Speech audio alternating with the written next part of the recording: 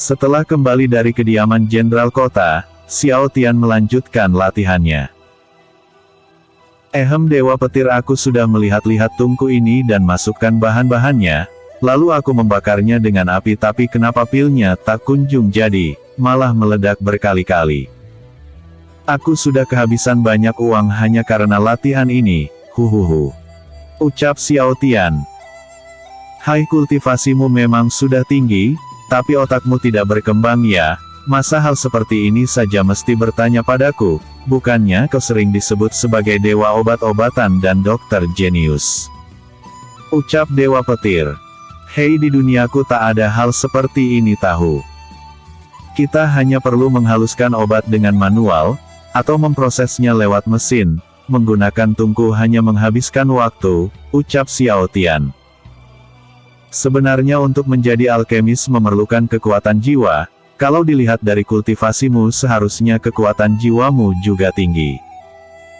Tapi kenapa aku merasa aneh, aku tak merasakan sedikit pun kekuatan jiwa dari dirimu. Sepertinya kau memang tak berbakat menjadi alkemis. Ucap Dewa Petir. Apa tak ada cara untuk meningkatkan kekuatan jiwa? Ucap Xiao Tian. Kekuatan jiwa seseorang biasanya meningkat bersamaan dengan meningkatnya kultivasi, ini belum pernah terjadi sebelumnya, memang tidak semua orang bisa menjadi alkemis hanya karena memiliki kultivasi tinggi, karena kultivasi tinggi belum tentu kekuatan jiwanya juga tinggi. Tapi biasanya seorang petarung bintang 5 bisa memiliki setidaknya 400 kekuatan jiwa atau yang lebih parah 100. Seseorang pasti memiliki kekuatan jiwa, sedangkan di kasusmu aku tak merasakan sedikit pun kekuatan jiwa. Ucap Dewa Petir. Jadi aku tidak akan bisa menjadi alkemis? Tanya Xiao Tian. Tidak, kau masih bisa, tapi perlu meningkatkan kekuatan jiwamu dulu, karena mengontrol api harus menggunakan kekuatan jiwa. Dan satu-satunya cara meningkatkan kekuatan jiwa selain berkultivasi adalah dengan cara membangkitkan roh bela diri. Ucap Dewa Petir. Tapi bagaimana cara membangkitkan roh bela diri? Ucap Xiao Tian. Kalau tidak salah hari ini adalah hari di mana klanmu mengadakan acara tahunan untuk membangkitkan roh bela diri. Biasanya semua orang membangkitkan roh bela dirinya di umur 17-18 tahun, sedangkan kasusmu, karena kau seorang pangeran satu-satunya, kau bertindak sesukanya dan tak tertarik bela diri. Kau juga tak pernah menghadiri acara itu hingga semua anggota klan membencimu dan menganggapmu sampah karena tak tertarik pada bela diri, dan hanya bisa bermalas-malasan. Karena hal itu juga, di pertunanganmu banyak yang tak hadir, meski kau adalah seorang pangeran. Ucap Dewa Petir. Hei, yang pemalas dan pecundang itu bukan aku ya. Itu adalah pemilik tubuh sebelum aku. Ucap Xiao Tian. Iya aku tahu kok, kau tak perlu mengingatkanku, ucap Dewa Petir. Tok tok tok, suara orang mengetuk pintu. Siapa itu? Ucap Xiao Tian. Ini hamba pangeran. Ucap Taiwu. Masuklah. Ucap Xiao Tian. Begini, hamba ingin bertanya pada pangeran, tapi jangan marah lagi ya. Ucap Taiwu. Itu tergantung apa yang akan kau tanyakan. Ucap Xiao Tian. Sekarang kan pangeran sudah mulai tertarik bela diri, dan bahkan sudah lebih kuat dariku, bisakah pangeran hadir ke acara klan tahunan kali ini? Ucap Taiwu. Huo, baiklah aku akan pergi. Ucap Xiao Tian. Sudah kuduga pangeran pasti menolaknya lagi. Ucap Taiwu.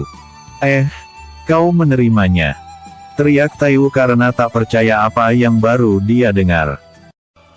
Ya bagaimanapun saya adalah pangeran, tidak baik kalau tak pergi ke sana. Lagi pula kau kan sudah tahu, kalau belakangan ini aku mulai tertarik bela diri, aku juga sekalian ingin lihat wajah saudara-saudara satu klanku. Ucap Xiao Tian. Aku tak bermimpikan. Ucap Taiwu sambil mencubit pipinya. Kenapa kau merasa begitu heran, dan senang ketika aku ingin menghadiri acara itu? Ucap Xiao Tian.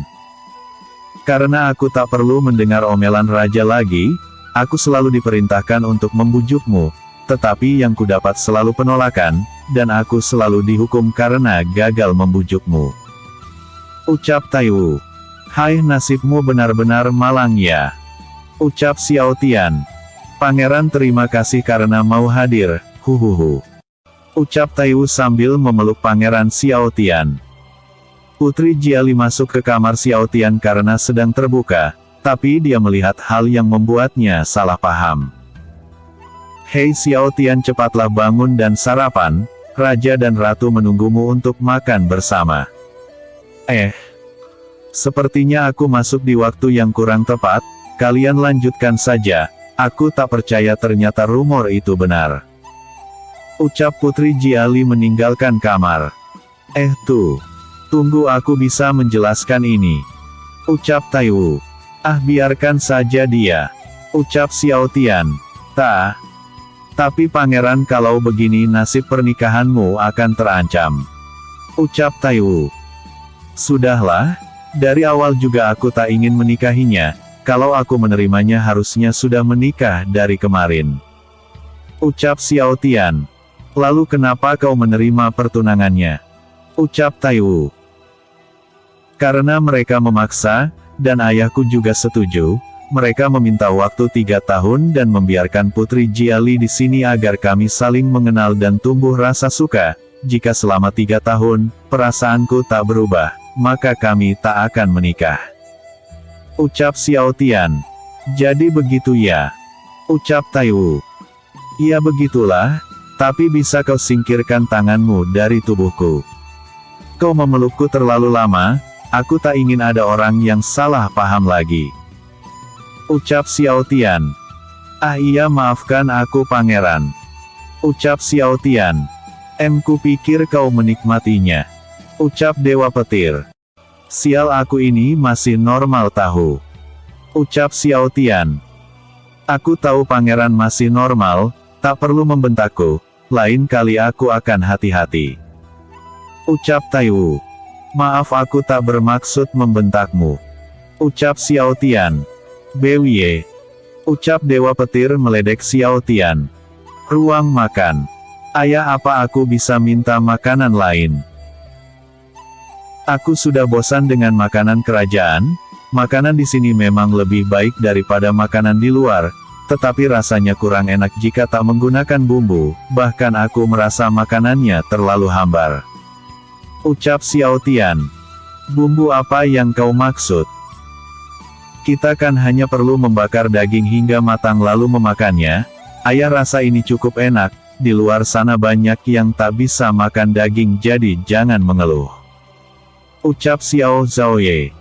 Ya, setidaknya selain dibakar, kan bisa juga digoreng. Ucap Xiao Tian. Digoreng? Maksudmu direbus dengan air?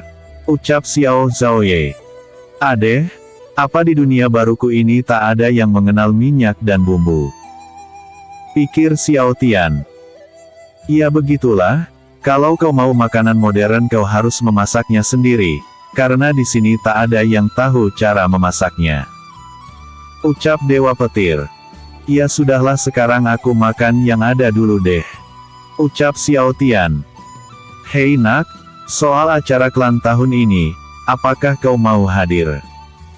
Ucap Xiao Zhaoye. Ya, aku akan hadir kali ini. Ucap Xiao Tian. Nak, setidaknya hadirlah tahun ini.